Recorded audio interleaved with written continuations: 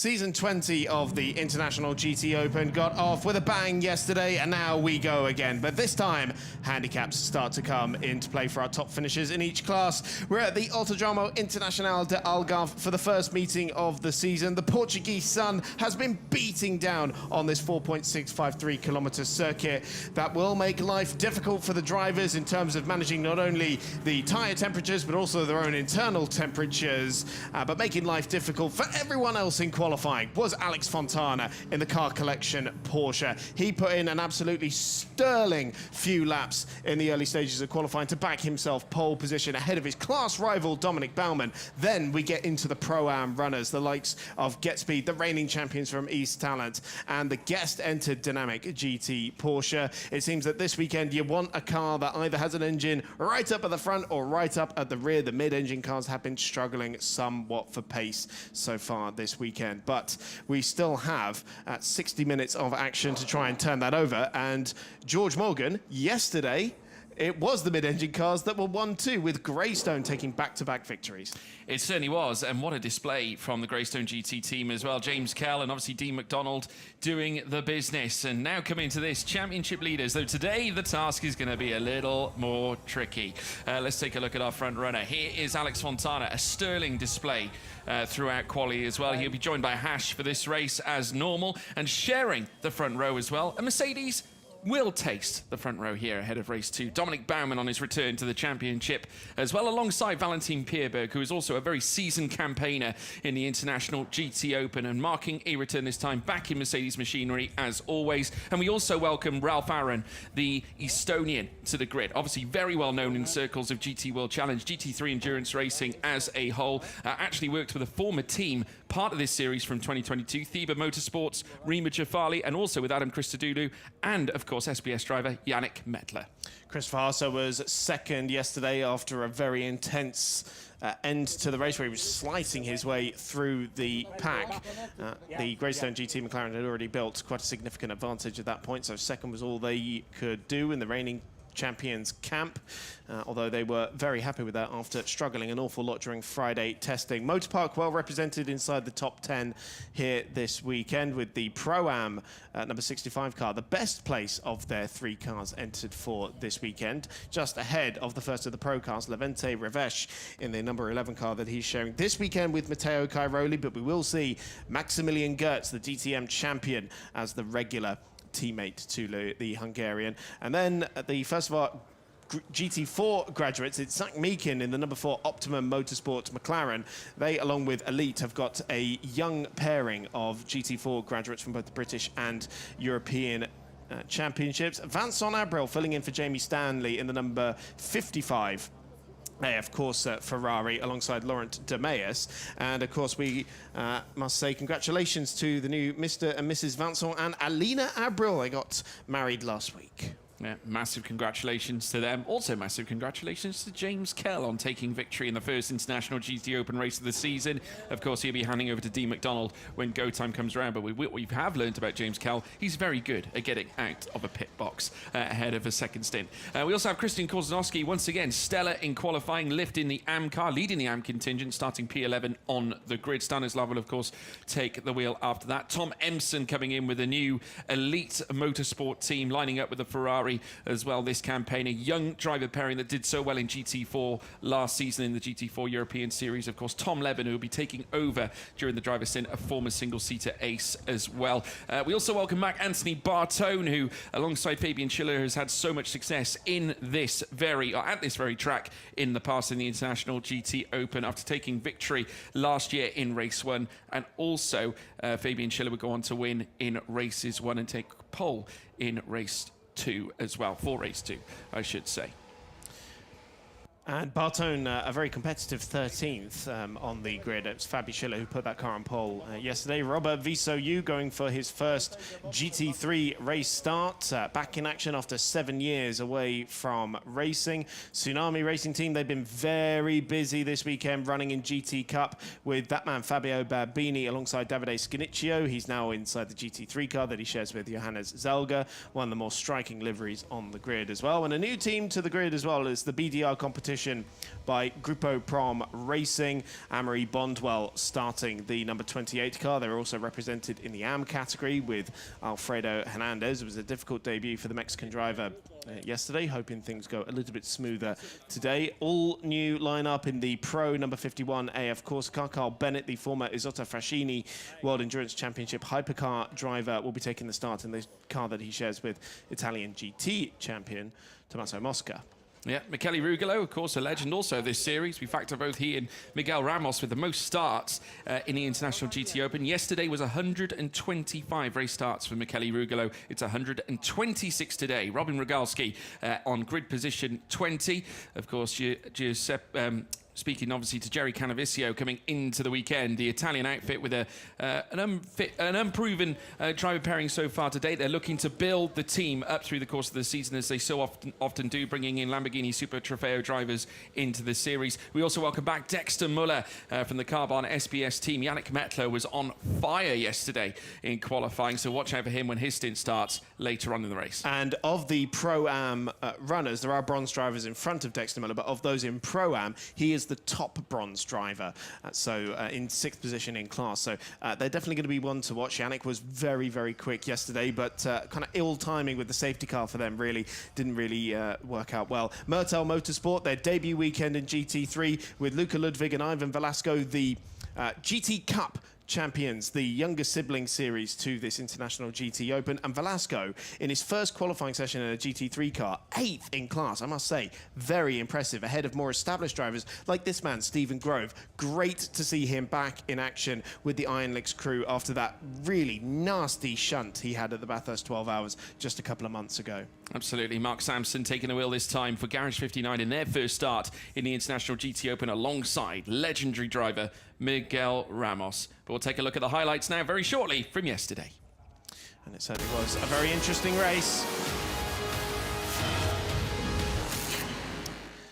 Let's look back then. It was the number 9 Get Speed Mercedes of Fabian Schiller that started on pole position. Very close between the Motorpark car and the Greystone GT going into turn 1. We mentioned a difficult debut for Alfredo Hernandez. That was because he had contact with Stanislav Jedlinski's Olymp Ferrari, both of them coming to close at turn number 3.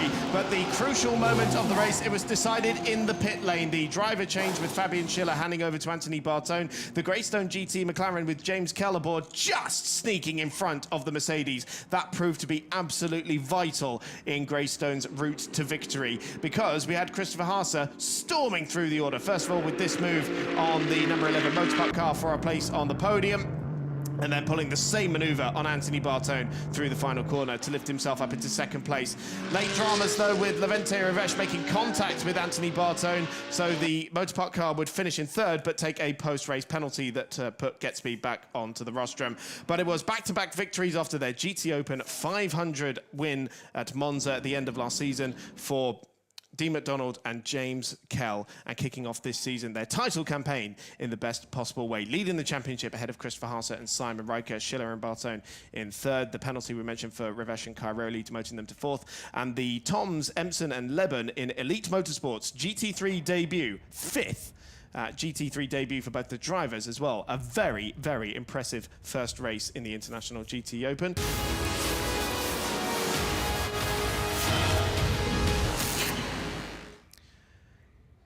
Race 2 to start shortly. It's another 60 minutes of racing. Here is how they will line up. It is Alex Fontana in the Car Collection Porsche with his Pro-Am class rival Dominic Baumann in the SBS Mercedes starting alongside him. Then we get into the Pro runners. It's Ralph Aron in the 82 Get Speed Mercedes ahead of reigning champion Christopher Haase in the East Talent Racing Audi. Then comes Alexei Nesov in the Dynamic GT Porsche, guest entry for this weekend. Lucas Dunner, 3rd of the Pro-Am runners in the Motorpark Mercedes. Levente Revesh's teammate starting just behind him in 11, and then Zach Meekin for Optimum Motorsport, their McLaren starting in 8th position. Vincent Abril goes from 9th position ahead of yesterday's race winner James Kell in the Greystone McLaren. Then the AM pole sitter Christian Korzanowski for Olymp, and then Tom Ampson in the Elite Ferrari. They continue their GT3 debut weekend. Anthony Bartone, last year's race winner, starting from 13th for Get Speed. Artem Petrov in the 1st of the Oregon Lamborghinis in 63 in 14th. Robert Visoyu, his first GT3 race start from 15th ahead of Fabio Babini in the Tsunami Racing Team Porsche. Porsche. Then comes Amory Bondwell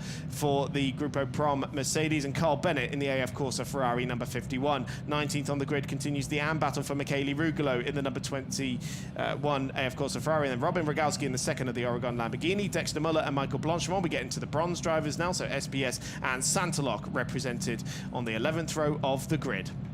23rd is Ivan Velasco for his GT3 race start debut, and then Stephen Grove in the Iron Lynx guest entered Mercedes in 24th position. Then comes Max Sampson in the Garage 59 McLaren. They finished on the AM podium yesterday. Marcin Jedlinski and Emir Naran is starting solo, we believe, in the Vermanova Getsby Mercedes. Alfredo Hernandez in 28th. Torvaldor Gisarasen for Team Tour, and then Aaron Walker should be starting further down the pack, and that completes a 31-car field. So a lot of work for that number 6 Getspeed Mercedes to do from the back of the grid, seemingly with dramas for them because they were on the Pro-Am podium yesterday. But George, this is going to be a really interesting dynamic to this race with 2 Pro-Am cars right at the front. The Pro cars, they might decide to play it safe and get those positions back in the second half of the race when the top 2 hand over to their bronze drivers. But safety cars, that could be a really important thing. We have to take into account the handicaps as well. It's 10 seconds for the class winners. So Greystone GT's number 33, the number 20 SBS Mercedes that's starting on the front row of the grid, and the 21 AF Corsa all taking 10 seconds, and then it's 5 seconds for the East Talent Racing Audi, the Car Collection Motorsports Porsche on pole position, and the Garage 59 McLaren. Yeah, I mean, immediately as soon as you start throwing out the handicap system that does come into effect after the initial race, obviously this then passes an opportunity here to other teams on the grid. We're looking at Optimum Motorsport with Mikey Porter and Zach Meekin. We can also look very intensely at the likes of Anthony Bartone, Fabian Schiller, who, if Schiller gets a decent stint in his during the second half of this race, he'll have a great chance. And also Elite Motorsport, also not affected by handicaps. So keep your eyes peeled on the likes of Tom Leben and Tom Empson whilst they make their way around the circuit. Oregon are looking for a massive improvement here today. I got talking to Philip Ugran just during the break in the day here at Portimao, and he was saying that obviously it wasn't ideal with what they had to begin with on day 1, but obviously coming into race 2 now, a great opportunity for them to fire on all cylinders. So he's hoping for a big stint from his teammate Robin Rogalski here at the very start of this one. It's 5 different manufacturers inside the top 10. 12 Mercedes on the grid, 7 Ferrari, 4 Porsche, 3 McLaren, 3 Audi, 2 Lamborghinis as well, for a 31-car field that will go racing for the next 60 minutes of action. The driver change window will open 24 minutes into the race. That is when the handicaps will be served with the minimum stationary times. We will keep an eye out on that, as that will have a significant impact on both of the front row cars. There's Hash in the Car Collection garage watching his car starting from pole position. He'll be taking over that car in the second half of the race, but the Porsche safety car will peel over to the right. Steve Jansen, Adam Osaka there in the Getspeed garage. They're starting from 3rd position with their Pro entered number 82 car, as the cars form their 2x2 formation. The safety car peels to the right. We saw a bit of shuffling and a bit of breaking of the formation yesterday. What will happen when the 31 car field meets the lights for the second time this weekend? We watch for them to be extinguished, and when they do so, we will be racing in Portimao. We go racing for the second time this weekend as the cars field out across the circuit. A very even start between the top 2, but it looks like Dominic Baumann on the outside of the front row got a slightly better start. Can he do anything with that around the outside of turn 1? Very difficult to try and make a move there. Looks like Fontana was just about able to fend off the SBS Mercedes, and now 2 Mercedes side by side with Ralph Aaron trying to get on the inside to take 2nd place, and yes, Getspeed up through, and Christopher Harsett making a move there as well, trying to get into 3rd position. A very clean start, a couple of drivers having to utilize the escape rows as we ride on board with Carl Bennett down the back straight. Got an Oregon Lamborghini right alongside him. Harsett still trying to get that move done for 3rd position as he's trying to get round the SBS Mercedes and keep Alexei Nesov at bay as well. The Russian was ahead of the timing line, but out of the corner, it's the Audi in front. Yeah, I think Haas are at the better line coming down towards Tora Vips, who is able to keep the dynamic GT Porsche in behind Nesov, though, asking the major questions. There you can see Tom Emson as well getting a good start too, but Fontana was not to be beaten coming out of turn 1 in towards turn 2. He held position despite Dominic Baumann trying him, and Ralph Aaron doing exactly the same as well, but Baumann taking the place back after it looked like Aaron was going to confirm his spot in second place. But a very, very strong getaway. Certainly no misdemeanors already at the very start. Christian Korzanowski getting away 11th place at the moment out on track. James Kell getting a decent start as well. Vincent Abril and Zach Meekin manacled together with obviously further up then the Motor Park pairing of Dunner and Ravesh occupying in P6 and 7. So the top 10 getting away strongly. Further back as well, many others looking to put themselves in that top 10 equation. Coming through the final corner for the first time, and it's Vincent Abril trying to get the move done on Christian Korzanowski. I think actually that was Korzanowski going back through for 12th position. So Korzanowski's really putting the hammer down. Dominic Baumann, I think, just lost the place there to Alexei Nesov on the previous lap. He's trying to retake it now on the inside, so this is for 4th position. The Porsche runs out wide, and Baumann, I'm sure, will be straight on the radio saying he kept the place by running off the circuit. He needs to give that back, and that was Korzanowski and Abril running way, way wide into the runoff area. And actually, it was Fabio Babini he was running with. The Abril AF Corsa Ferrari seems to be really, really struggling in the early stages of this race, because Abril is the kind of driver we'd expect to be fighting up at the front of the field, but it seems like all is not well aboard the number 55 car. This is a big dive on the inside from Anthony Bartone, has to bail out of it. He's on the back of Carl Bennett and the Oregon Lamborghini of Robin Rogalski, I believe that is. Way, way out wide again was the Porsche in 4th position. It's not one of the areas where track limits is being monitored, so he knows he can kind of get away with it, but if he does keep doing it, then he will attract the attention of race control. It is the number 11 Motor Park car, the pro-entered car, that has just pushed ahead of its teammates. So Ravesh ahead of Lucas Dunner in 6th and 7th position, as Carl Bennett still staring at the back of Robin Rogalski in front of him, all the way down in 18th position. So this has not been an ideal start for AF Corsa, and they're all in a bit of a train at the moment with Babini and Abril just in front of them as well. But the cars once again stringing their way through. The 2 Motor Park cars running in very close formation there as well.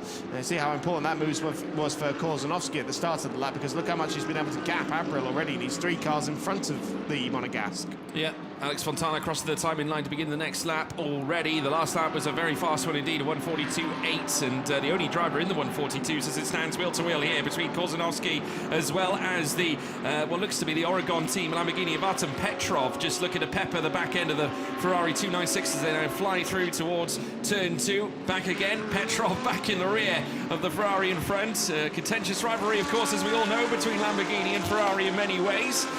But still no less, the Olymp managing to hang on. Plenty of cars over the back. Robert Visoyu watching it unfold. Vincent Abril, certainly you'd expect him to be fighting up at the sharp end. As now Robin Rogalski also in the midst of a fight of his own, but that's Petrov once more, just climbing his way out with in behind. It looks like Robert Visoyu and Vincent Abril almost coming side by side, coming out of Tora Vip as they now storm uphill, coming out of turn 6, turn 7, up through turn 8 this time.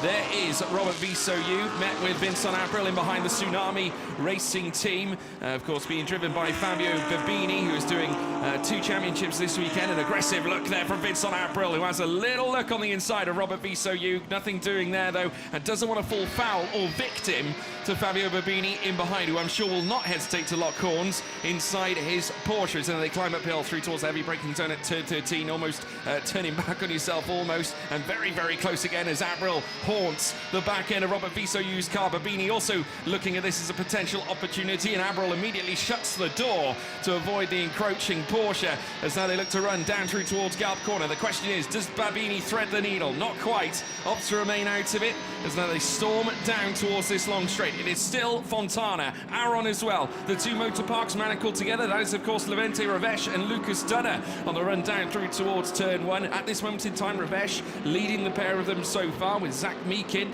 locked in behind, and James Kell also getting a good start. He's up in the 9th place too. Ravesh in his first GT3 race start. He cut short his Euroformula campaign with Motorpark short last year to put his efforts towards GT3 preparation. And of course, Lucas Dunner, very nearly a race winner last year, were it not for a late safety car. And according to the timing screen, Dominic Baumann's got ahead of Alexei Nesov. Yes, he has. We can see that on the picture just at the top of the screen there now. So that's 4th position for Baumann. Still second of the Pro-Am runners, of course, and the car he'll be looking at most of all is Fontana ahead of him, and also Dunner behind him, because they're his class rivals. Dunner is really hounding the back of the Hungarian in the Sister Motorpark car. And I wonder at what point team orders starts coming to play, because they've been at loggerheads the entire race by the looks of it. And they have Zach Meakin, young Zach Meakin in the number 4 car, the 18-year-old Brit, so the British GT4 champion. Just behind them as well. You see a replay of the start. The cars just absolutely took up all the real estate on the racetrack, and Baumann does look like he's got maybe half a nose ahead at this point, but going around the outside of the first corner, as we've seen across multiple series this weekend, is far easier said than done. Yeah, you're better off protecting the inside again, especially when you hit the heavy braking zone coming in towards turn 3 as well. We're going to take a look at another onboard here. Can't quite tell. I think this might be Bartone's view. I think so. As we now storm down through towards turn 1. You just see the thoroughfare of cars coming in. That's the BDR Grupo Prom Mercedes coming in, and got the launch of his live heading down in towards turn 1. There's the 63 of Artem Petrov going around the outside of Christian Korzanowski as well, as they now fly through towards turn 3. But whilst it was a hectic getaway, it was certainly an orderly one. There were no major issues, no carnage, certainly to say the least, in this opening start. So very nice and clean. Well done, all involved. Everyone's dusted off the cobwebs yesterday, and now we're all good to go. Now we're back to work. Yeah, exactly. Very clean start to this race. So still another 60 minutes or so until we start to see some pit stop action for this lot to start squabbling. Tom Empson has made a move on Amory Bondwell to get his Elite Motorsport Ferrari into the top 10. So that's somewhere in this queue, I'd have thought. It's not far behind Zach Meakin. And so I think we're going to see just behind James Curl. Yep, there it is. The yellow Ferrari ahead of the gold Mercedes. Yesterday's race winner, James Curl, there in 9th position at the moment. Just staring at the back of the sister McLaren there from Optimum Motorsport. And of course, that battle resumed of the McLaren teams in the GT Open that we saw a couple of years ago. Optimum guest entered that car in the Monza finale last year, the 3-hour race with Zach Meakin and Mikey Porter. That was their GT3 debut weekend, and it's Mikey, who's done a little bit more running with the team in the Middle Eastern Trophy races during the traditional off-season, whereas Zach, this is his second GT3 race start, I believe. He started in Monza as well, but certainly his second GT3 race weekend. And look at the gap that Alex Fontana is pulling up out to the front of the field, Monster, pulling away. 2.7 seconds clear now, just on the fastest lap of the race as well, a 1:42.474, and 2.7 seconds clear of Mercedes factory driver Ralph Aaron, who in turn is about a second ahead of Christopher Haase. And so it is the Porsche leading the Mercedes, leading the Audi. And then Baumann not exactly pulling away from Alexei Nesov there either. So the green Porsche still very much in his range. That's a guest-entered car, though, so not going to worry about it too much. But, of course, it's still scoring points, so it has the potential to take points away. The number 26 Santaloc Audi, Michael Blanchemont, has been into pit lane and has just emerged back out onto the racetrack, though. Not sure why that is, but clearly problems there for Santaloc. Yeah, and it's their first start in their full season campaign in the International GT Open. Michael Blanchemont behind the wheel, who's also vastly experienced where it comes down to racing cars at GT3 level. We've seen it time on time, and there's certainly been a figurehead in this series coming in from Lamborghini Super Trofeo back in 2023 to join the championship last year in his appearances. ALMS, as well as being a French GT4 champion back in 2022, as we watch as Alex Fontana curtails, once again, lapping exceptionally quick. He put in a personal best in the middle sector, along with a purple first sector as well. So Fontana and the Porsche seemingly at home here at Portimao, and will hand the car over in good fashion to Hash, I'm sure, should this continue. We do have 13 minutes and 40 or so minutes, 40 or so seconds, I should say, before the driver change window does open up deeper into this race. As now they divert downhill, there's the Elite Motorsport Ferrari.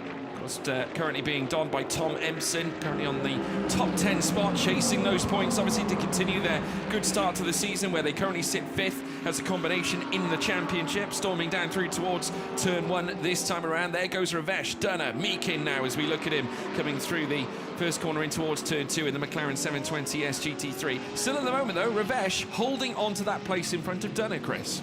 Yes, and we know as well that this Mercedes will still be in action next year as well, according to the German manufacturer. So we get to enjoy this AMG for a little while longer. There were some rumours that it was going to be next year the new car was going to be introduced, and the new engine as well, replacing the 6.2-litre V8, but we'll be keeping that soundtrack for an extra year. 2027 is when the new car is due from their new subsidiary at Affalterbach Racing, and lots of additions coming for GT3 in the coming years. Ferrari expected to come out with an Evo kit in 2026. Porsche last week debuted their sort of Evo 992.2 version of the car with Herberth Motorsport in the 12 Hours of Spa last weekend. Lots of changes there. That's due in for 2026, which we might see out in the GT Open as well. And then, of course, it's the final year of the Lamborghini Huracan as well, before they move over to the new platform of the Temerario and the new twin-turbo V8 replacing the 5.2-litre V10. This is Ralph Aron there, Mercedes factory driver, newly promoted from junior status over the last couple of years, trying to keep Christopher Haase at bay. He's just done the best middle sector of the race, has the German. So that's brought him to within 0.6 now of the Mercedes in front of him. Of course, Christopher Haase now a free agent after his Audi contract expired at the end of last year. So it was great for him to round out the year with a title in the International GT Open with Simon Riker. They're back to defend it, but Haase now no longer officially an Audi driver. But that team still with customer support from the German marque. They certainly are. Obviously, Audi's still keen to embrace the Stellent racing team, and it definitely felt after 2023, Chris, that there was unfinished business on part of the Stellent Audi pairing, and they went on then to come back and win the driver's crown, which is what they were seeking, obviously. But they won it as a team back in 2023, hence why they run the #1 as well on the side of the car. Also encapsulated the championship win from last season. Altogether, it's been a magnificent 2 years for Peter Riker, his son, and also Christopher Haase as well, who has once again put on a stormer. And Ralph Aron just running a little bit wider there than Christopher Haase, who took a way more aggressive line this time, heading downhill before heading up. So a great opportunity, maybe some frailties on show from the Estonian, who's currently sat in second. And of course, remember, Ralph Aron spent 3 years on the sidelines as Prema's World Endurance Championship team manager, and then came back into full-time racing as a Mercedes junior. And that's just an absolutely incredible feat, giving up the ghost after his single-seater career came to a bit of a halt. So, of course, his brother Paul, that's still out there with the single-seaters as Alpine's test and reserve driver in Formula 1. Dominic Baumann still keeping Alexei Nesov at bay, but it's only 3/4 of a second between them. Look how close Haase is getting now. It's about a car length between the pair of them, and Haase using a bit more of the racetrack on the left-hand side, trying to find a way through. Haase with a lot more experience than Ralph Aron, as much as he has accomplished in a very short space of time, but Haase has been around for quite a while, about 14 or 15 years. With the Audi brand. Of course, a couple of weeks ago at Goodwood was reunited with his Nürburgring 24-hour winning Audi R8 LMS Ultra. A spectacular moment for him with that car at a Goodwood members meeting. But now really piling on the pressure on Ralph Aron for what is currently second place. Worth remembering as well, Ralph Aron unhandicapped in this race. Christopher Haase and Simon Riker taking 5 seconds. And Ralph Aron also handing over to debutant this weekend, the Mexican Marcelo Ramirez. Didn't really feature too much in yesterday's race, did the pairing, but they're featuring very much now with Haase all over the back of the Mercedes. That's back-to-back now in the last, well, this lap and the last lap where he's attempted that manoeuvre, heading down through out of turn 11 and turn 12. Coming out of turn 13, you get the feeling that Haase might have a sniff of an opportunity here on Ralph Aaron if this continues, as they now look to head downhill coming out of turn 14. And Baumann is closing in on them as well. He is. East Talent Racing team watching on as well. Very pensive in that garage, as it often is, until it explodes in the last 10 minutes usually. The expectations at Portimao weren't that great for the Audi team. They all thought the Mercedes were going to rock up and take it all away. But I must say, Haase is starting to prove these beliefs wrong at this moment in time. And on the back of a Mercedes being driven by a brilliant young driver such as Ralph Aaron, who now makes his way through the first few corners, you get the feeling that that Haase is going to be looking to lick the stamp and send it very shortly. Just look, the gap minimal, a fly's eyelash separates them as they now cruise over the hill through out of turn 4 through down towards turn 5. And yes, Baumann is on their tail as well, dragging along Alexei Nesov, who has been right in the thick of the action, had a phenomenal qualifying session, did the Porsche. Back with another look comes Christopher Haase. There's something about when Haase is really on it at the wheel of an Audi R8. It just seems to come alive. You can see it snaking around, and all those little micro slides that pro drivers are not even aware of. They're not even thinking about it, because that's what it means to be on a limit It's a of adhesion. three-dimensional drive, isn't it? It really is. It's absolutely stunning to watch. It's beautiful to see. So this Austrian team that's won the Teams Championship in 23 and the Drivers' Championship last year. Very young in terms of European competition, and, well, a young team in general, but has already achieved so much, taking it to the big boys. We're coming back into the third sector then. Let's see if Haase can get a good enough exit. This is where he was lining up all the moves yesterday, but of course it's proving to be a much tougher job because he's more on equal footing here with Ralph Aaron than the drivers he was racing yesterday. While they were pro cars, they were more the slower of the two drivers. No disrespect to anyone out there, of course, but there has to be one who's slightly quicker than the other at times. So back down the front straight, 6.2 litre V8 in the Mercedes versus the 5.2 litre V10 in the Audi. You can barely even see the R8 in the shadow of the Mercedes as they get down towards turn 1, but that Mercedes looking very good in a straight line. It certainly is, and I would say that is particularly where Ralph Aaron's saving grace is. You know, the car just has that raw pace heading down the long straight, especially here at Portimao. And you get the vibe as well that it performs valiantly on the escape coming out of turn 14 through turn 15. That is where he is able to really unleash the Mercedes grunt and keep Haase at bay altogether. But the Audi certainly seeming so good in the corner, especially in the technical sector 2,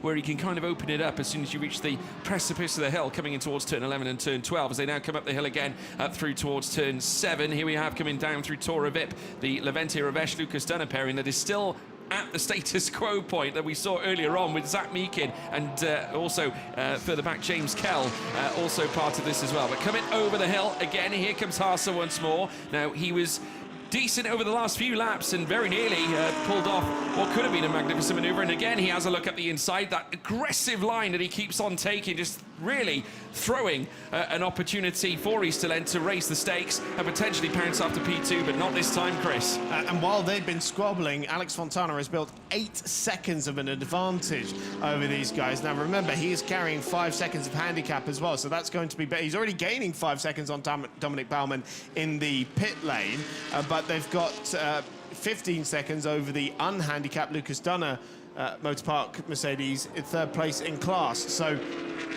this is all really key for the pit stops as well. That's going to shake out. Remember, Haase also has to take 5 seconds as well after finishing 2nd yesterday. So back down the front straight again, still the 2 Motor Park cars running line astern. Levente Ravesh leading Lucas Dunner. And again, it's still no change because that Mercedes is just too quick in a straight line for the Audi to cope with. Yeah, they're coming through out of turn 2 now, in towards turn 3. Again, just Haase on the brakes, just feathering that throttle around as well, just remaining on the rear. Fontana continuing as well in his ramp and run, as you so rightly say. Still lapping in the 142s, which is unbelievable as he crossed the line. So if he keeps that up, again, that gap's only going to curtail higher. He could be beyond 10 seconds, maybe even negate. You know, obviously, many of those that are also going to be switching over to their pro drivers later on. So we'll wait and see how that's going to unfold. Dominic Baumann, obviously, 2nd in Pro-Am as it stands, with Lucas Dunner 3rd in Pro-Am, with Christian Koznowski still nurturing that 1st place in Am class, currently down in 12th place. As now Haase also coming out of coming through turn 8, down through towards turns 9 and 10. And Haas is going to have to start getting inventive here, really, isn't he? Because he's trying everything he possibly can. That's a different line from Ralph Aaron that time, and that has brought them even closer together, I think. So the different lines met in the middle before, but now they were using the same line through 11, and that's just put Haas even closer. Well, Haas is so good at this point in the circuit as well. He made 2 overtakes back-to-back in order to land himself a podium in P2 as well. Remember, this was the point of the circuit where it works so well for Haas. He's doing everything he can to widen the racetrack as much as possible. Look how much curve he was using through the penultimate corner there, using all the real estate and maybe a little bit more. But is it going to be enough to beat that Mercedes grunt down the front straight? I don't quite think it is. Still just 0.3 of a second between them when they come over the stripe to tick off lap 12. Further down, we've still got battles of Fabio Babini in 16th position and 5th in the Pro-Am class, with Robert Visoyu between himself and his nearest class rival Vincent Abril in the 55 AF Corsa Ferrari. Down the front straight we go, and you see there the Porsche struggling to keep up with the Mercedes as well, so it does look like the Merc is running very, very strong.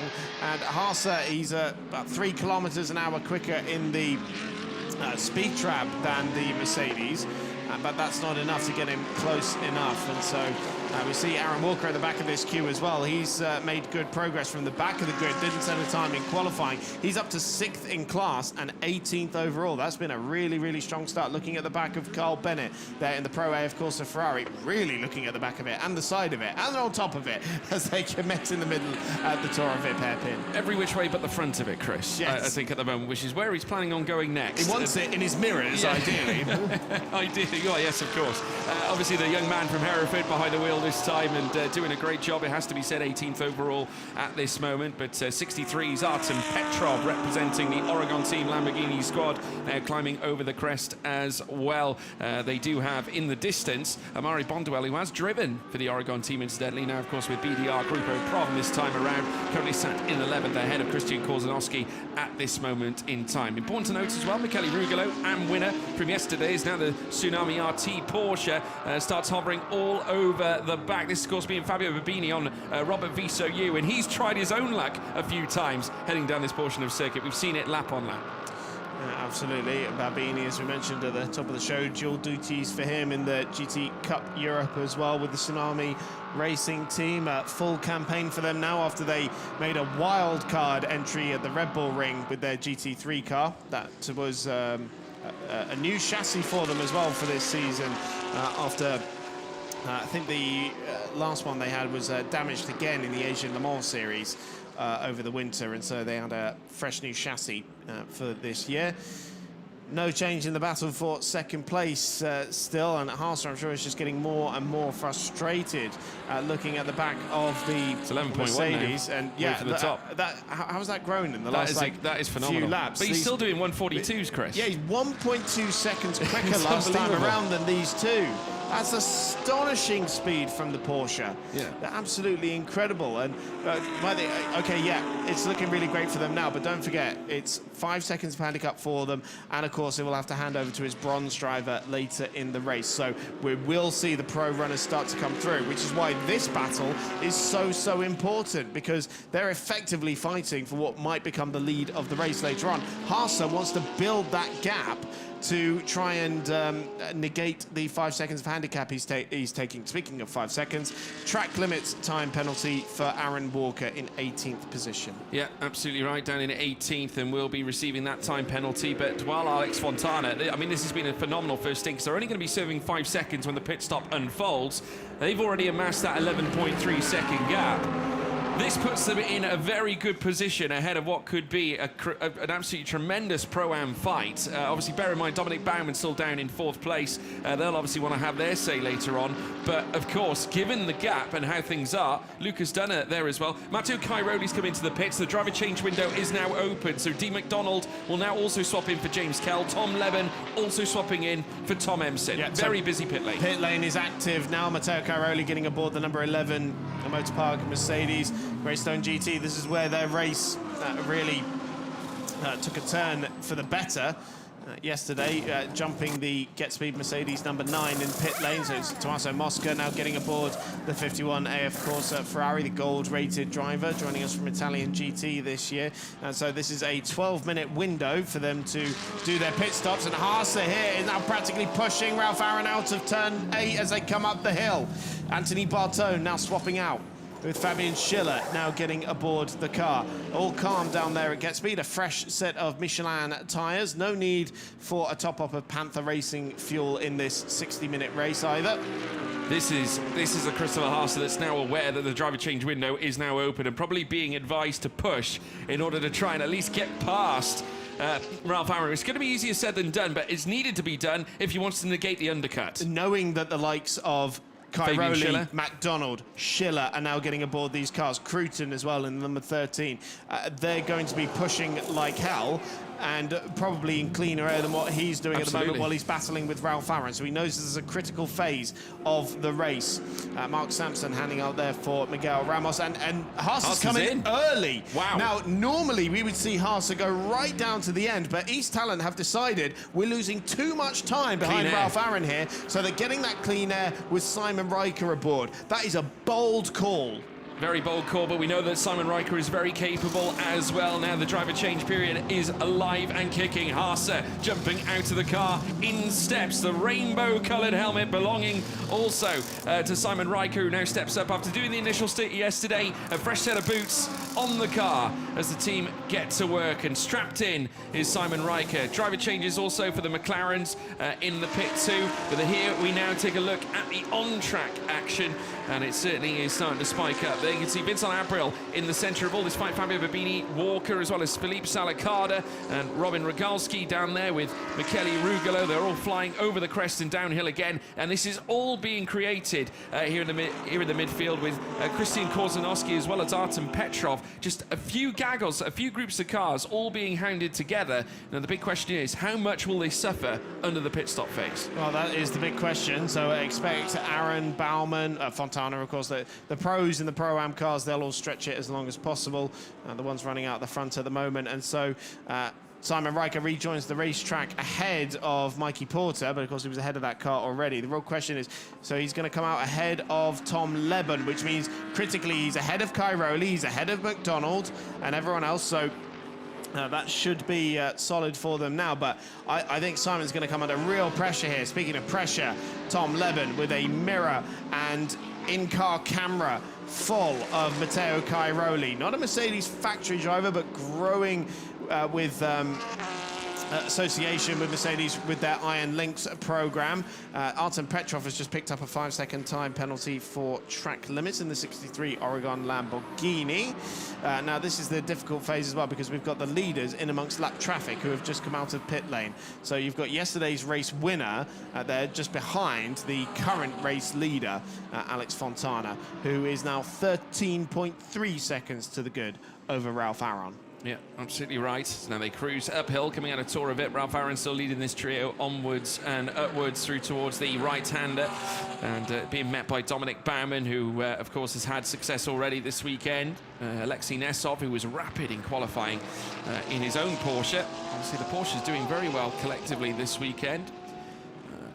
Yeah, I mean, car collection have been superb with Fontana's car at the very front. Still lapping in the 142s as well, with a 142.523, I think that is, off the back of that last lap. So when he hands over to Hash later on, they'll have a great opportunity in terms of the Pro-Am, because they can very easily negate the 5-second handicap they have to serve during the pit stop as they race now coming through out of turn 13. Further down, Bonduel is in behind Lucas Studer. We've also got Christian Korzanowski still leading the AM phase. He'll go as far as he can before Stanislav Jedlinski steps in, so a pole for a pole.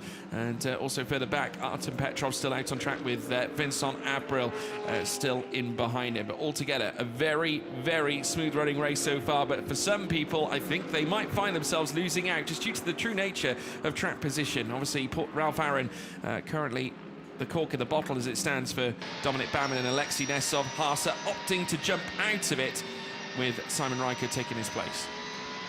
On board here with Babini, still looking at the back of Vincent Abril. Currently 4th and 5th in Pro-Am, with Aaron Walker Close by. In fact, Aaron Walker just dived into pit lane there, so I'll be handing over to Steve Jans. Salicada in as well. Car. Yeah, Felipe Salicada, or the number 75 ISR Audi coming in. Robin Rogalski as well in the number 19 car, so he'll be handing over to new Lamborghini Junior Philip Ugran, the gold-rated Romanian driver, joining from LMP2 competition. Returning to GT Sport as well after taking part in the Euro Formula Open Championship back in 2022 with Van Amersfoort Racing, lining up alongside the likes of Sebastian Ogard, and also racing with Nicola Marinangeli, who has spent also over the last 2 seasons with AF Corsa, racing with the likes of Vincent Abril, who's of course with us today, and of course Riccardo Agostini back in 2023 as well, and also Nicola Marinangeli rejoining the FIA Formula 3 Championship. As now we take a look inside the pit lane, there is of course the Mercedes AMG GT3 with Steve Jans now behind the wheel. This time around, Libor Milotta stepping up for ISR Audi in place of Philip Salicada as we now watch the battles unfold on circuit again. Vincent Abril going toe-to-toe with Artem Petrov, with him behind Fabio Babini, who has not left the rear at all in this battle, and Michele Rugolo obviously with a little bit of work to do in order to catch up with this bunch. They now fly downhill coming out of turn 14, and as they descend, Petrov has got to keep a very quick Ferrari driver who we know is talented. Absolutely sensational is Vincent Abril. We just saw a little moment there as well from Babini just behind the wheel, just trying to correct it. Into the pits he will come, and Johannes Selger will take the wheel. So Tsunami Racing Team in pit lane from 5th position in Pro-Am. Back out onto the racetrack, Libor Milotta, Philip Ugran as well. Brenton Grove back onto the circuit in the Iron Lynx Mercedes. So you see the Tsunami Racing Team going to work. A change of tyres, a change of driver. Just to say, Schiller's lapped 141.8. That is absolutely wow. stonking. And bear in mind, we've been watching Fontana lap, be one of the only drivers to lap in the 142s. We're seeing Schiller pump out the 141s. Different stratosphere, Chris. Yeah, absolutely. So he's absolutely flying. And I will say as well that Mikey Porter is putting Simon Riker under pressure as well. Alexei Nesov as well going wheel to wheel with Dominic Baumann as they look to head uphill, and indeed Nesov is going to get the place, and he might even jump past as well. The ISR Audi, of course, currently sat after the pit stop with Libor Milotta at the wheel in place of Philip Salicada, and now Baumann also dodges at the inside, so a place gain though nonetheless from Alexei Nesov, managing to dodge past Dominic Baumann. Yes, that's 3rd position now for Nesov. He's been working on that for an awfully long time. About as long as Haase was trying to get around Ralph Aron as well. And Nesov, well, getting that move done in the nick of time, because he's now bound for pit lane to hand over to Maxim Kisilov.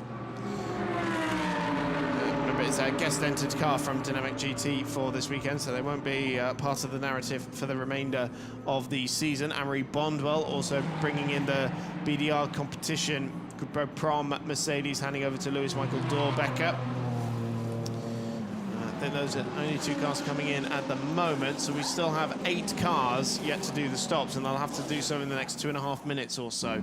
Here is the BDR competition team at work, another full-time entry with BDR joining the competition. Amory Bondwell, we saw a wild card from him standing in for the Oregon team while one of their drivers was injured, but he's only done I think 2 GT3 races before the start of this season, Bondwell, but he certainly wasn't shy to get his elbows out in Paul Ricard last year. And Dorbecker, meanwhile, mostly known for his time in NASCAR Mexico, but did do some GT World Challenge outings in a Lamborghini a couple of years ago, so not a complete stranger to GT racing. No. Dean McDonald also putting in some fantastic work in catching Tom Leben as well. 15th place at the moment for McDonald. Leben over the last lap was producing a 143.8. Well, it was a 142.1 on this occasion for Dean McDonald. In comes race leader Alex Fontana. Hash will now look to take over, so that is an important moment. Let's see how much this gain is going to make a difference. 16.1 on in to the pits, so that'll negate the 5 seconds. And obviously bear in mind they are fighting for Pro-Am victory at this point. They've got Dominic Baumann they're up against, who is also got to pit. Also, Lucas Dunner in behind as well. And in comes Ralph Aaron. They all have to. Yeah. Now they were shy of about 3 seconds to get another lap out of this phase of the race. Choice. So remember that the car collection here will gain 5 seconds on the SBS number 20 because they're taking 5 seconds less of handicap. So that's in addition to the 18 seconds they'd already pulled over Dominic Baumann in that first phase of the race. It's looking very good for car collection in terms of the Pro-Am running, but we'll see where he comes out in relation to the pro runners. We've seen before. Remember Hungary last year when Alessio O'Donnell put in such a mega stint for the AF Corsa car, only for it to be thrown away while the pro runners were trying to be making their way through. Right, this is the leaders of the cars that have boxed, and Simon Riker trying to get through on the Dynamic GT Porsche, so Maxim Kisilov yielding a place there, but you saw that Riker was under big pressure from Mikey Porter in the Optima Motorsport McLaren as well, and Porter trying to get that move done around the outside of the Porsche as well. Back out into the race comes the car collection Porsche. Hash now at the wheel of it. Completely empty track he is met by, as you'd expect, because he was so far ahead of everyone else, but expect that gap to start coming down.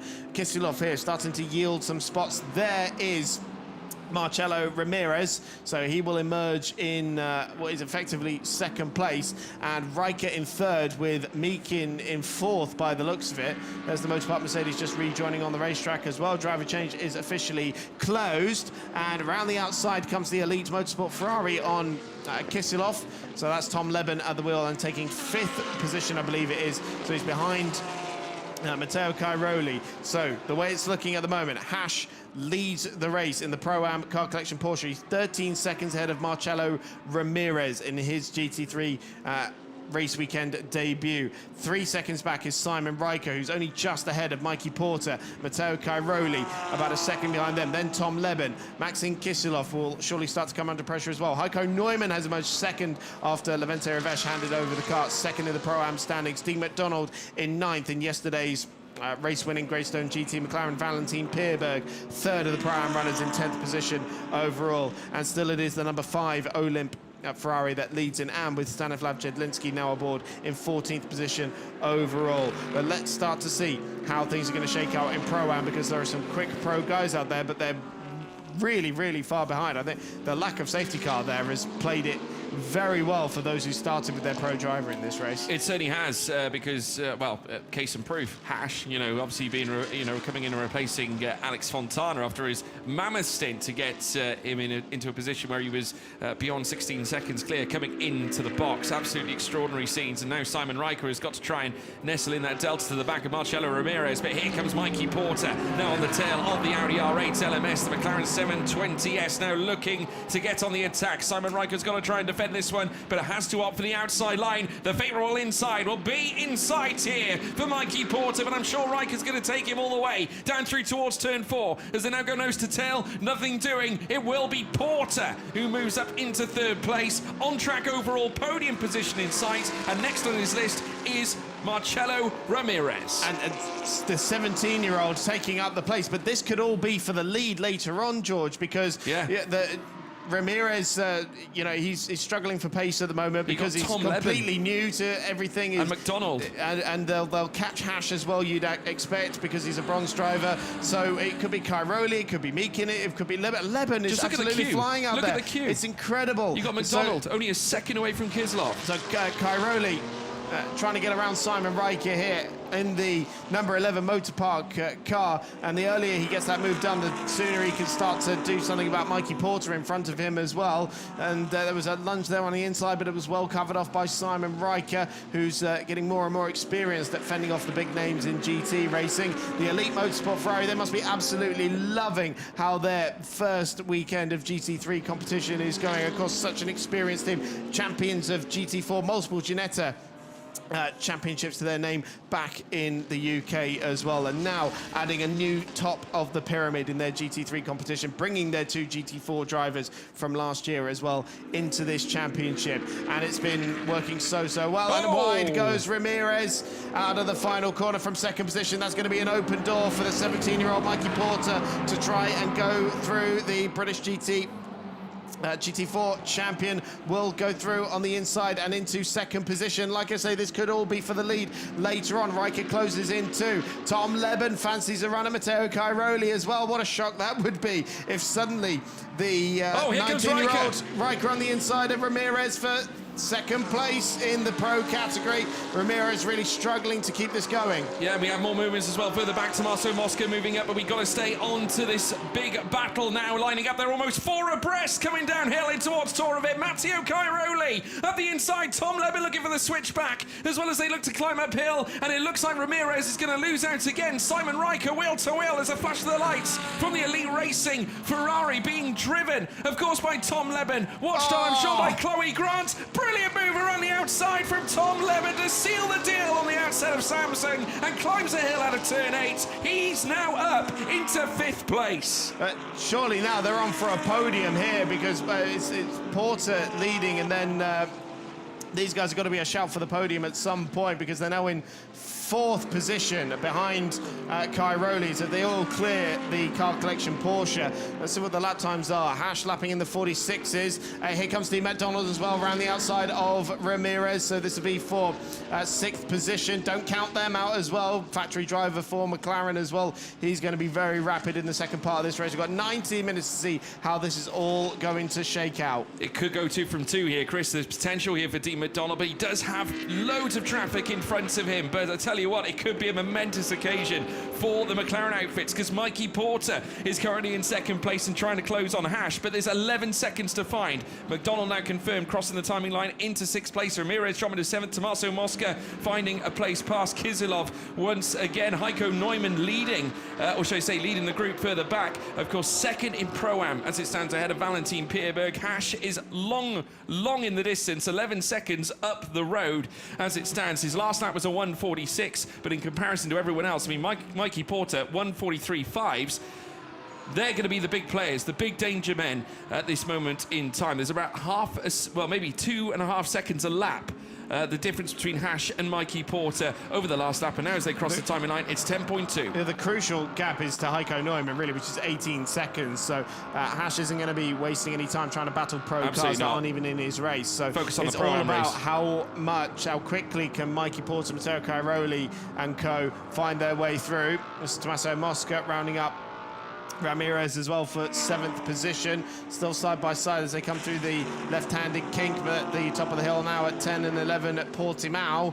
The Ferrari will go through, so that is 7th position for the Italian, and the Kizilov is right behind them as well, but we'll see how that shakes out, because behind them there is the bronze drivers Heiko Neumann and Valentin Pierberg, who are squabbling away for 2nd position in Pro-Am. Remember, the number 20 had a significantly longer stop than the motorpark car because of the additional 10 seconds of handicap that they had to serve. League gap down to 8.9 there. Let's see what it is when they eventually get over the timing line. It's now 8 seconds with 17 minutes to go.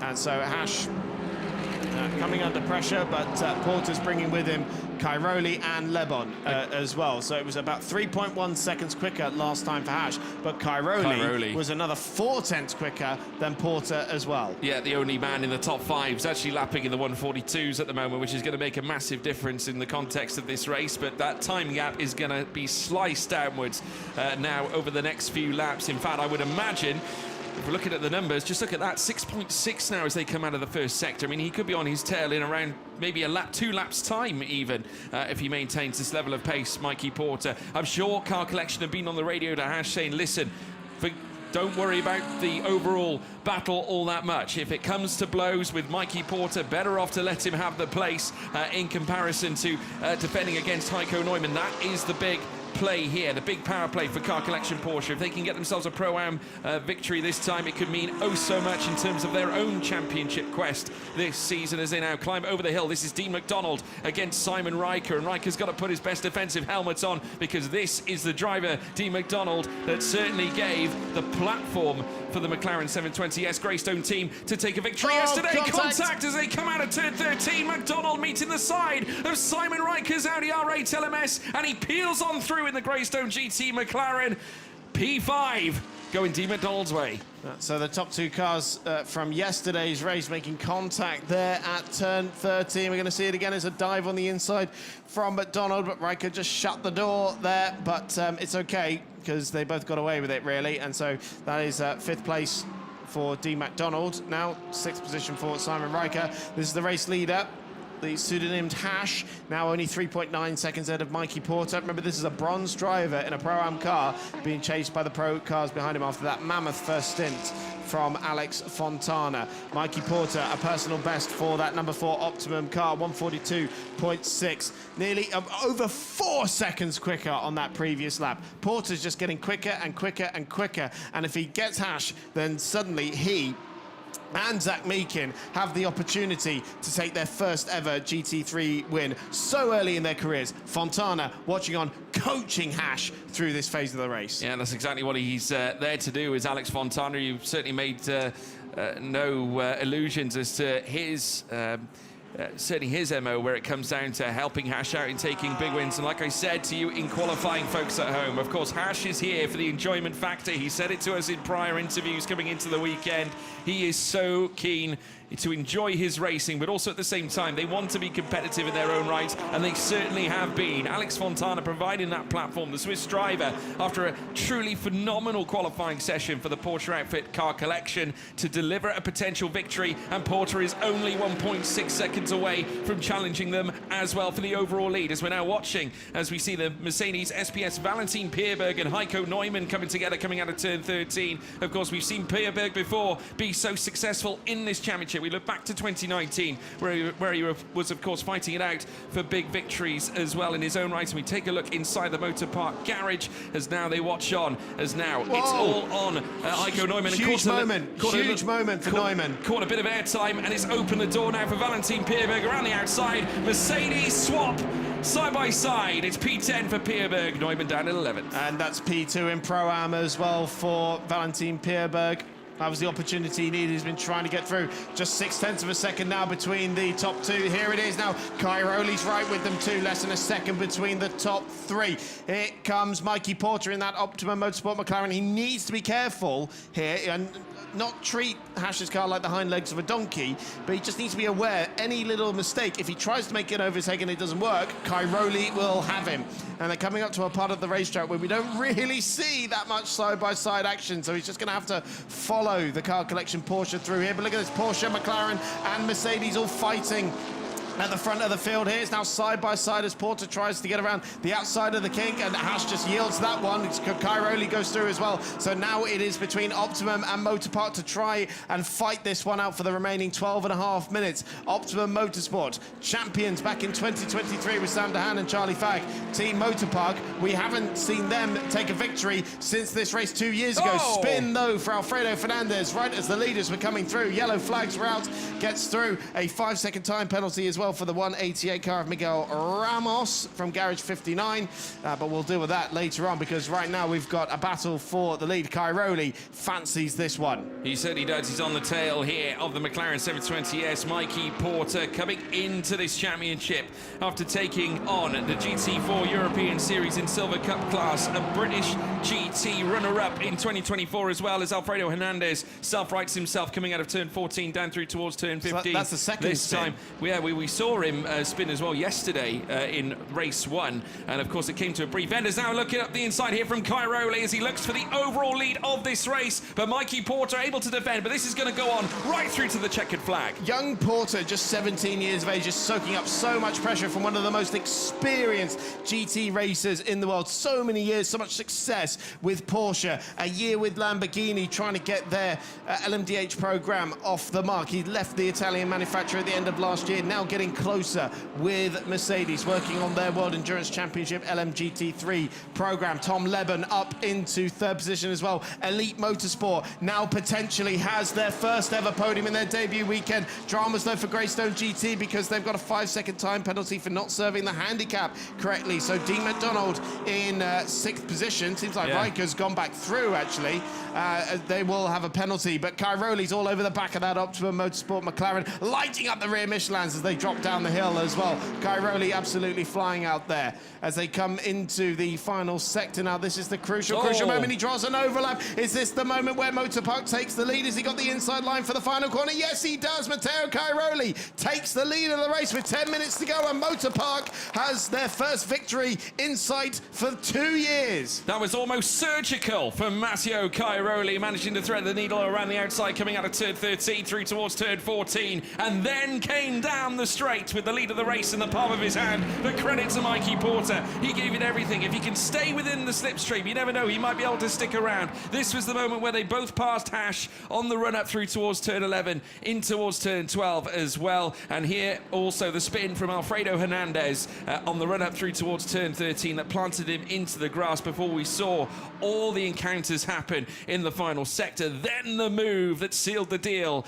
on the P1 spot here in our classification thus far for Matteo Cairoli. He's got 9 minutes and 45 to bring this home for Motorpark. What I love about this, Josh, that our two GT4 graduate pairings are second and third at the moment. Yeah. Mikey Porter and Zach Meakin for Optimum coming up through the British GT Championship. The elite car, Tom Empson and Tom Leben coming up from the GT4 European Series. Tom Leben was champion last year with the Elite Motorsport squad. But Elite Motorsport, this is their first weekend with this car. They've only had a few days testing with it. And when you think of things like on Friday, and even in the pit stop yesterday, they've been having trouble keeping the doors attached to the thing. And now they are on course, potentially here, for a maiden podium in their debut weekend. And it might even be more because Leben seems to be lapping a little bit quicker than Porter at the moment. Just very quick, time penalty came through for the number 80 Mertel Motorsport Ferrari, again for a handicap. Yeah, I mean, talking about some of the success these young drivers have had, but like I said, I was alluding to the fact Mikey Porter had been a runner-up in the British GT back in 2024 as well. Well, I must say, he's becoming a big player in the world of GT3 this time around, and I would imagine raising many eyebrows for the McLaren outfit, that's for sure, doing wonders for Optimum Motorsport, who, as we have said, have had so much success in this series, whilst having the likes of Sam Dehan, of course, as Charlie Fagg, also joining him that season in 2023 to win the championship. The year before that, they were so close to victory with, of course, Joe Osborne and Nick Moss back in the 2022 season, just losing out to Leonardo Polcini and Benjamin Hites from the Oregon Team Lamborghini squad, as now we watch Carl Bennett, Tommaso Mosca's AF Corsa coming through the right-hander, meeting Simon Riker, who's trying to dodge and weave past Stanislav Jedlinski, and that was very close to contact. I think that was contact, George, and that's why Riker's a bit slow on the straight. Carl Bennett taking full advantage of that. Sorry, Tommaso Mosca, I should say. And Dean McDonald's putting his car right in the middle of it as well. So that's Mosca up to 4th, McDonald up to 5th. Yeah, Mosca managing to move his way through. Again, another great talented group that are going to be looking to make their way forward through the course of this championship. AF Corsa not winning a team's title since 2014, as we've alluded to so far this season. And Greystone GT, remember, they do have a penalty that will, of course, affect them at the end of the race. Yeah, I love that. It's at 0.0 for those two cars, and there was contact between Riker and Jedlinski there, so that held up Riker on the straight. I'm going to see it again from on board with Mosca, and wow. Slightly nerfed Jedlinski out of the way there. So yeah, worth remembering, McDonald does have a penalty, but can he get up the order into 4th? It's another more time penalties coming through. So it's 5 seconds again for Mertel. That's a track limits penalty, and also the 777 Carol Bash. Marcin Jedlinski car as well. So yeah, that's also for track limits. So plenty of them coming through in this late stage of the race. Just under 7 minutes left on the clock now. Cairoli now leads 1.8 seconds over Mikey Porter, who's only a second now ahead of Tom Leben. The pace starting to equalise between those two cars. So it's more about the 4th place battle at the moment with Mosca, McDonald, Riker, Hash in 7th place still, and being closed in on by Marcelo Ramirez and Maxim Kisilov. But he has actually got to be careful with Valentin Pirbo, because he's currently lapping significantly quicker than Hash as well. And the gap now is actually only 4 seconds between the top two in Pro-Am. So that moment for Heiko Neumann that released Valentin Pirbo might be even more crucial than we thought, because it could now decide the win in Pro-Am in favour of SPS. But still 7 minutes or 6 minutes now to sort that out. And Pirbo has to wait for the 2 cars in front of him to try and clear Hash first. Yeah, I mean, obviously, Valentin Pierberg still lapping around 2 to 3 seconds faster than Hash. As it stands, we'll have to wait and see, like you so rightly say, to see whether that pays dividends right at the very end of this race. Pierberg 2/10 behind Kislov, who in turn is 6/10 behind Ramirez. Then there's a 3.4-second gap to Hash at this moment in time. So let's wait and see how this pieces together. Obviously, that's going to be around about 4 seconds between them. So if that figures out, then I'd imagine there might be a Pro-Am battle leading on to the final lap of the race. So let's keep our eyes peeled on that when that rolls around. But here is the battle over that P4 place. Mosca, after managing to dodge and weave his way through, now sits in 4th with D. McDonald just sat behind, just around 6/10 separating them, with Simon Riker now in 6th. Regardless of how you look at it, Eastern Taudi, despite obviously maybe not achieving the same grandeur as yesterday, still a very positive start to the championship, scoring points, and that is necessary in terms of the long-term view. Remember, of course, at the end of the season, we apply the drop score ruling. Yes, absolutely worth remembering. There are 2 individual races from the year that will not count towards the final points tally. So your worst 2 results of the year, you will drop those. That usually accounts for drivers who have to miss certain rounds due to other commitments or due to mechanicals as well. Right, Fabi Schiller trying to get himself into the points. He's now up into 12th position. 2 cars in front of him are Pro-Am cars with bronze drivers aboard, so that should help a little bit. Lewis Dahlbecker barging his way through there on the Motorpark Mercedes, number 65. Heiko Nowen getting a bit swallowed up and just clipped the front there of the number 6 car of Steve Jans. So that's a change for position in class. That's Steve Jans in the number 6 car up into 3rd position in Pro-Am now, with Pierberg in sights as well. So the number 6 crew on course for back-to-back podiums in the Pro-Am category as well, with Aaron Walker as well. Let's see, they've got still Dahlbecker right in front of him as well. Just behind him, the Nicholas Cruton, number 13, Motorpark Mercedes as well. Expect him to get through on these drivers as well. It's all kicking off here in the final few minutes. A change for the podium places in Pro-Am. Miguel Ramos continues to lead in the AM category as well for Garage 59. So on their first weekend back in the GT Open, it could be victory for them in category, despite that time penalty they picked, because they're about 20 seconds ahead of their nearest class rival.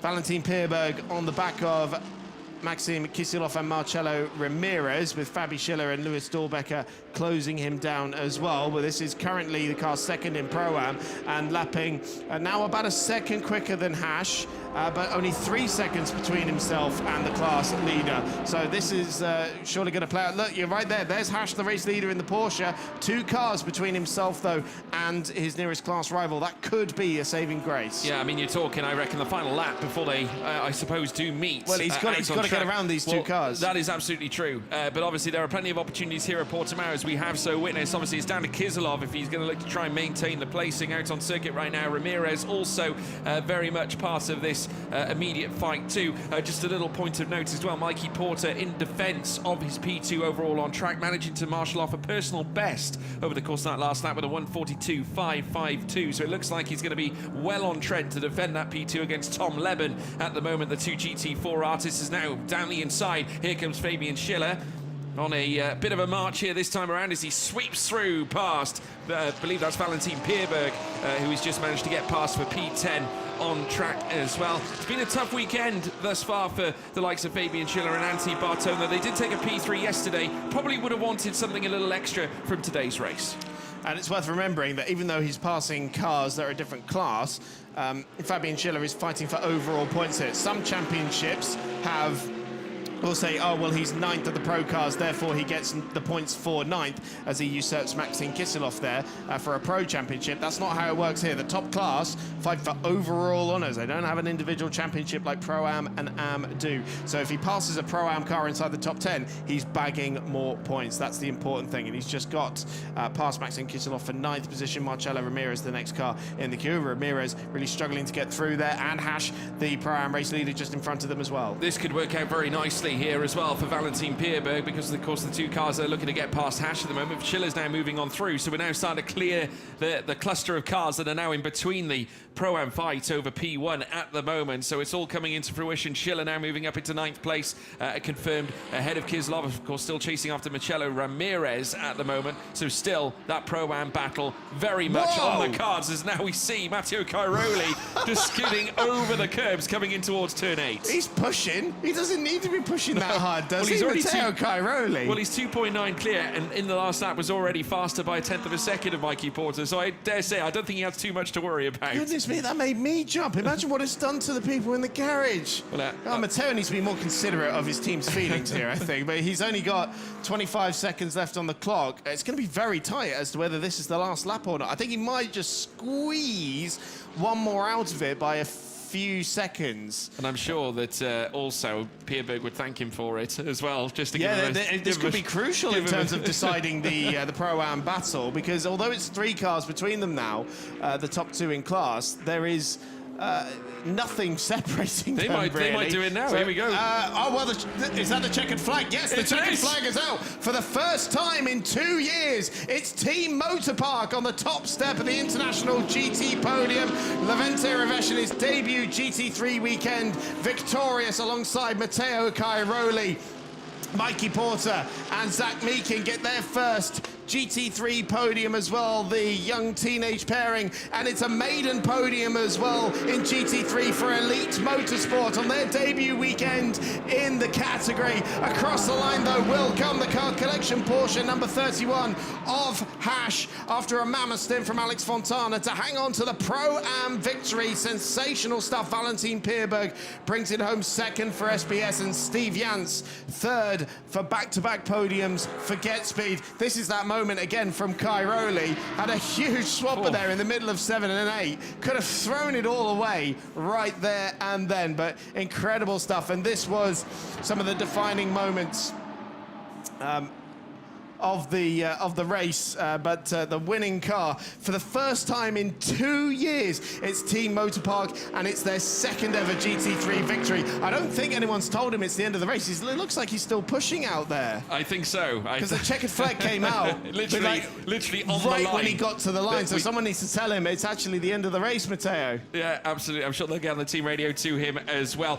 Big shout out as well to Miguel Ramos, of course, the returning legend. Victory in AM class for Mark Sampson and, of course, Miguel Ramos. Garage 59. McLaren get another success this weekend, and it's a first victory, of course, for the Garage 59 McLaren. Yeah, okay, Matteo. He enjoyed it so much the first time he's doing it twice, Chris. Yeah, so, I mean, he now thinks he's finished the race. I hope they don't get in trouble for meeting the checkered flag twice. It seems like a lot of people have made that mistake as well. So hopefully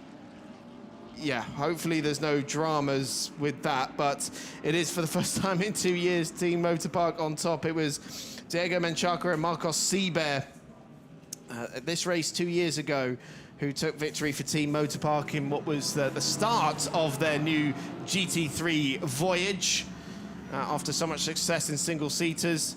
And let's talk about the podium finishers as well, with Mikey Porter and Zach Meakin. 17 and 18 respectively, their first season of GT3 racing, second. Well, let's go through the full results now. Actually, it is a maiden GT3 win on his first race weekend in the championship for Levente Ravesh. Matteo Cairoli helping Team Motorpark to the victory. 2.7 ahead of Zach Meakin and Mikey Porter for Optimum Motorsports, back on the podium for McLaren. Tom Empson and Tom Leben. Elite Motorsport get their first ever GT3 podium on their debut weekend. Carl Bennett and Tommaso Mosca fourth for AF Corsa. East Talent fifth in the end. Greystone GT coming home sixth after that penalty for Dean McDonald. Fabian Scheller getting the Get Speed number 9 car, seventh in the end. Hash and Alex Fontana with the Pro-Am victory. They're joined on the podium by Valentin Pierberg, Dominic Baumann from SBS, and also from Dexter Muller and Yannick Mettler, who managed to sneak that one over the line on the last lap by the looks of it to get their first podium of the season as well. So it's a double SBS podium in Pro-Am. The AM win going to Mark Sampson and Miguel Ramos from Garage 59 on returning to the International GT Open, back on the top step of the podium. Team Tour with their first AM podium as well. This is what it's done to the championship standings. It is Levente Rivesh who leads the championship. Remember, Matteo Cairoli won't be a full season driver, but he is now 3 ahead of James Kell and Dean McDonald, with Christopher Haase and Simon Riker right there in 3rd position as well. Just 5 points separating those 3 cars. And now eventually Matteo Cairoli brings that car into pit lane. I'm sure everyone else is in pit lane in Parc Ferme wondering, where's he been all this time? Absolutely right. Coming into Parc Ferme, a massive congratulations going to Levente Rivesh as well, becoming the first Hungarian to win at Portimao the International GT Open. Something I'm sure he'll be absolutely delighted with. And funnily enough, we have such a grand collective in history in terms of drivers that have won here in the past of the International GT Open. At this track in Portimao in itself, Matteo Cairoli becomes the first Italian since what looks to be Raffaele Giammaria back in 2011 to win a race here at Portimao as well. And even prior to that, Gianluca Roda won in 2009, 3 years on from, when the championship first came into being. So congratulations to him, and also to Rivesh on winning for the first time in International GT Open. Yeah, on his debut weekend in the series as well. It was definitely worth the effort to cut short the Euro Formula campaign to practice this, wasn't it? So Timo Rumpf, sharing words there. Levente Rivesh was embracing Matteo Cairoli along with the rest of the team. Mikey Paul as well. This is a big moment for them. Yeah, but I just wanted to give you the basics, you know? You never know what's happening with this Mongol. Good stuff.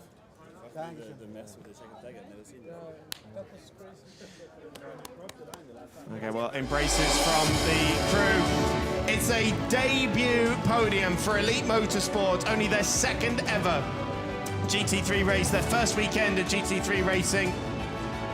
It's a maiden podium for Mikey Porter and Zach Meakin, with Optimum returning to the championship. The McLaren in 2nd position, the teenage pairing, with a storming race. But for the first time in 2 years, it's Team Motorpark on top. It is a debut weekend victory for Levente Rivesh.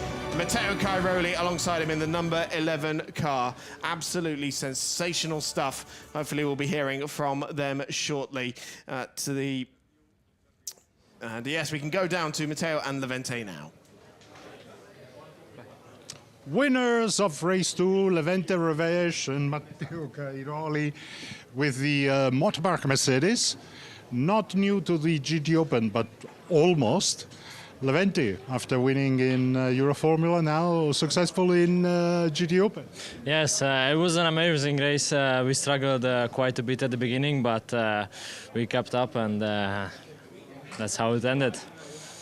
Matteo, how was it? Good fight at the end, and one more lap to be completely sure. Yeah, to be honest, I mean, it was a bit unclear the situation at the end of the race, because, I mean, the guys was just holding the checkered flag, so I didn't know what to expect. Just in case that I do an extra lap, just to be sure that we don't lose this win. But, you know, it was, yeah, I mean, not an easy weekend in terms of setup, balance. I mean, we struggled quite a lot, but you know, we tried to cover all the issue with our job. You know, today was for sure not an easy one, but we managed to come off in front of the other at the end in our fight. So it's good to be back on top. Well done, guys. Enjoy the moment now. Thank you.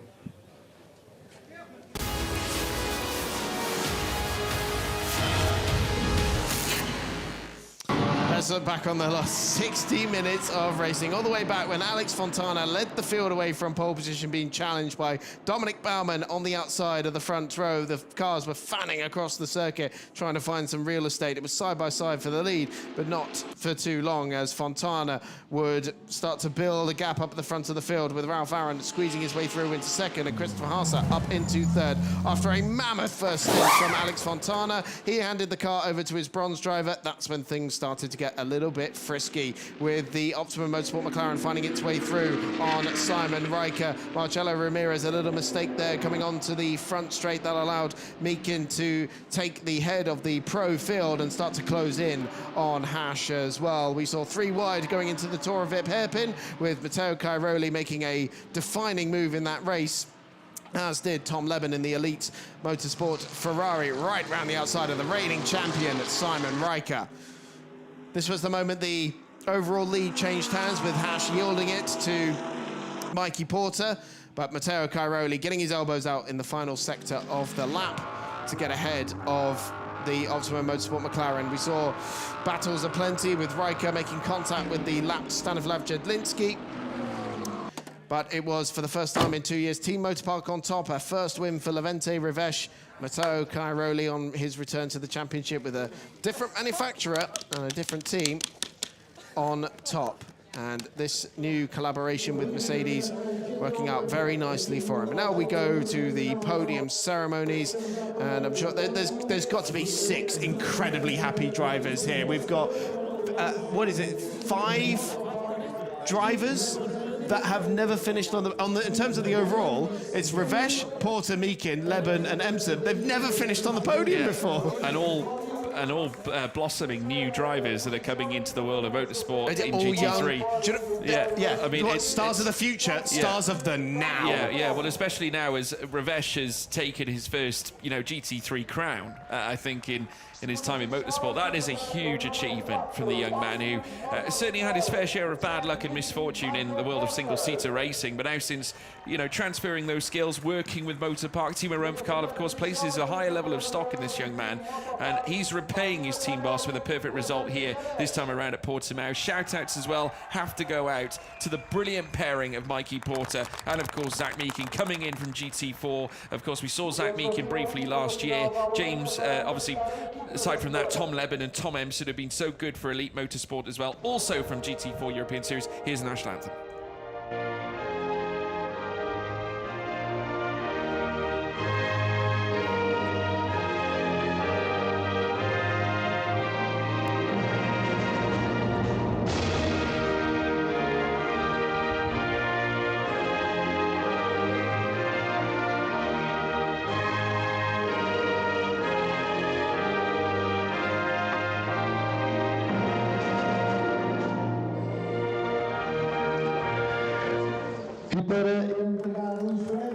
German national anthem for Team Motorpark, and for the first time in 2 years they will be collecting the winner's trophy. So it is the Michelin representative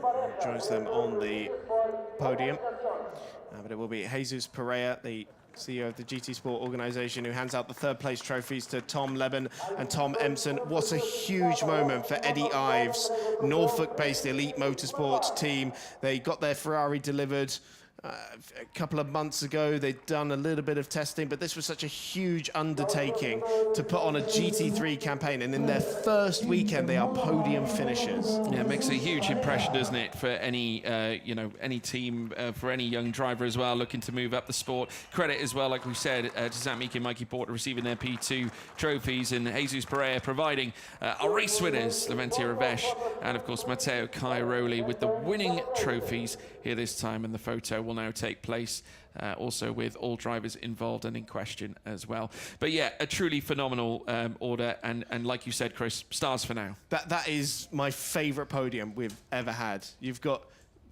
4 teenagers, even 5. How old is Levente now? Oh, he's 20 now. Turned 20. Still a young man. Just last month, actually. So yeah, still a young guy, but so much young blood out there on that podium, and this is going to be such a well-deserved The future podium. of GT3 is in good hands. It Chris. really is, isn't it? I mean, that is that is a look into the future, and it looks pretty darn good as well. Matteo Cairoli really giving it good there, wasn't he?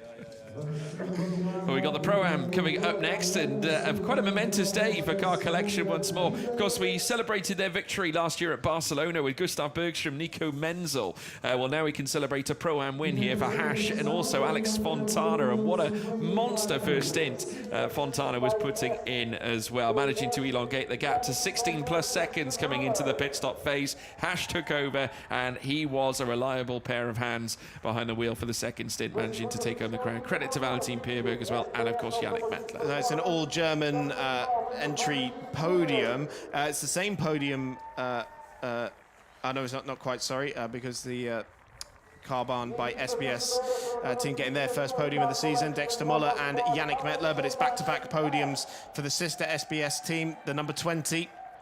Valentin Pierberg and Dominic Baumann, and a double podium for them, of course. And Pierberg also a champion with SPS back in 2018 in Pro-Am class as well. Exactly, and it's a second career win for Hash in Pro-Am, adding on from the win in Barcelona last year with Alex Fontana. Of course, Alex Fontana Academy running strong there as well. And just talking to the team earlier, it's not just the extra year of experience. I think having the off-season in the Asian Le Mans Series where they run the same tyre as us, actually, even the same compound. So that additional experience there for Hash, you can see it coming through. It's all about the development of the bronze drivers in the AM and Pro-Am categories. And yeah, that's what it's all about. And Valentin Pierberg there, one of the most established bronze drivers in the field. And yes, he was closing in on him, but that's the difference the pro driver can make there as well. So it is for the second time in the GT Open, Alex Fontana and Hash who take home the victory for Car Collection. Well done to both of them. They will celebrate, I'm sure, very hard after this one. What a way to close out your Sunday as well in the International GT Open, and the first Sunday, of course, of the season. And they're all dashing off. Pierberg and Baumann not wasting any time, but you can bet your bottom dollar that Carbon by SPS are going to celebrate with Car Collection for this one. Credit as well to Dexter Muller and Yannick Mettler, two of the most incredible. You always see a smile on their faces every weekend, and a well-deserved podium for them too. But one for Hash to savour, I think, as well, most of all. Yeah, absolutely fantastic. So we'll move on to the AM category as well, and you can see the heat there for Miguel Ramos. It is hot out there, even if he has found a little bit of shade by the podium, but it's back-to-back as well. Yep, it's after finishing second yesterday for the Garage 59 crew, Miguel Ramos and Mark Sampson are the winners.